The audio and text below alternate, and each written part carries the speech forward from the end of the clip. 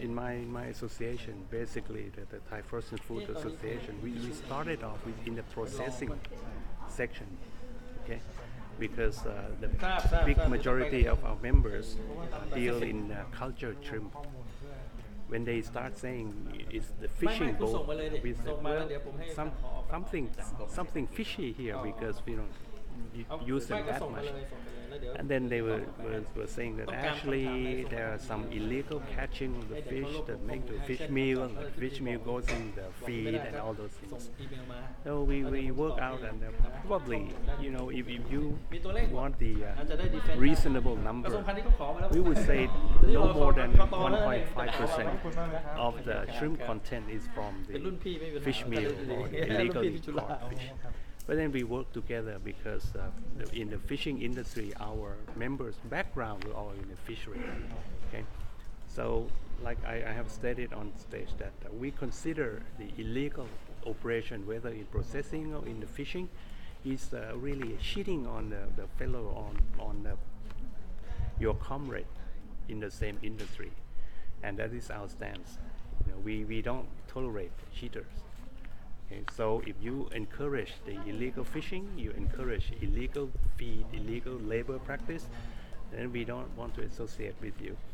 And the Thai Frozen Food Association is in the position to impose a private what you call sanction on members. You are non-members, nobody want to deal with you. We can submit your name to our trade partners, say this guy is dirty and things like that. It's more like a big family. I'm not saying we are like a mafia. We encourage. We like more members.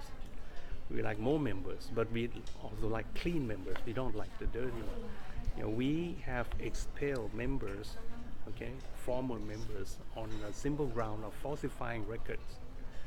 When the fishery department say this guy has a falsified record, say they told us they want to ship to Hong Kong, but then they diverted to EU without a proper certification, and we expel them. Okay, and we will do the same with the illegal use of laborers and all these things. I see. And what has been so far the impact of your work to fight illegal fishing on the fishing industry? Well, on the fishing industry, that we say we rely more on our partners and our connection. It's not, we don't have a direct control over them. We don't buy directly from them. And so if they say you buy from them, you can exert your pressure, you can tell them not to do this and that and those. We don't have that direct connection with the fishing industry. It's just we know them, we know some of them quite well. So this is our suggestion to them, and this is our encouragement, and this is our we also set up a small group, say we would not buy feed or encourage our farmers to suppliers to use feed from clean feed producers. And by clean feed producer means they have to buy the fish meal from properly certified fishing boat. And when do you expect that this work will be completed, that illegal fishery will be completely resolved? Well, I think it's ongoing. I think it's ongoing. And the reason is seems to be a little bit more difficult is what Dr. Chanin had compared, that our fishermen or fishing family, they earn very small, very, very small. And when their earning is that low and they don't know they don't have the alternative career, they want more fish, they put in more boats. And more boats mean each one of them catch less fish. And that will hurt them more because, you have one boat, you get 100 kilos. You have two boats that double the cost, you don't get 200 kilos, you get like 150 kilos in two boats. So you put out more boats, your cost is higher, your income doesn't keep up.